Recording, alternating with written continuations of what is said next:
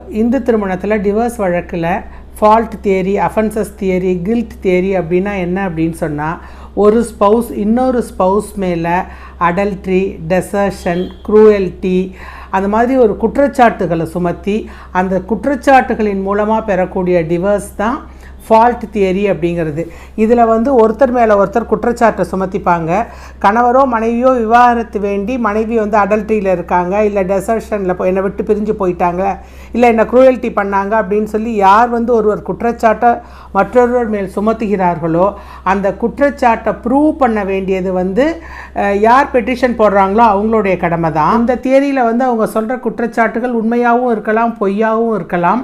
எந்த ஒரு பார்ட்டி மற்றொருவர் மேலே ஒரு குற்றச்சாட்டை சுமத்துகிறார்களோ அந்த குற்றச்சாட்டுகளை நிரூபிக்க வேண்டிய கடமை யார் பெட்டிஷன் போடுறாங்களோ அவங்களுக்கு தான் இருக்குது. இதில் கோர்ட்டுடைய முடிவு தான் முக்கியமானது. கோர்ட்டுடைய டிஸ்கிரிஷனரி பவர் தான் டிவோர்ஸ் கொடுக்கலாமா வேண்டாமாங்கிறது. கோர்ட் அந்தந்த வழக்குகளுக்கு ஒவ்வொரு வழக்கும் தனித்தன்மையாக இருக்கும். அந்தந்த வழக்குகளை ஆராய்ந்து ஆன் மெரிட்ஸ் கோர்ட் டிவோர்ஸ் வழங்குமா வழங்காமல் இருக்குமாங்கிறது கோர்ட்டு தான் முடிவு செய்யும். ஏன்னா இதில் நியாயமாக உண்மையாகவே அடல்ட்ரியோ டெசர்ஷனோ நடந்திருக்கலாம், இல்லை அடல்ட்ரியோ டெசர்ஷனோ நடந்தே இருக்காமல் அது நடந்த மாதிரி மற்றொரு குற்றம் சுமத்தியிருக்கலாம்.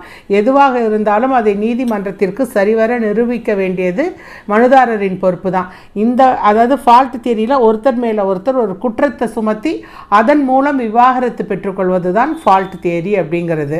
இதில் இன்னொரு பார்ட்டி இன்னசென்ட் பார்ட்டி, ஏன்னா அவர் மேலே எந்த தவறுமே இருக்காது.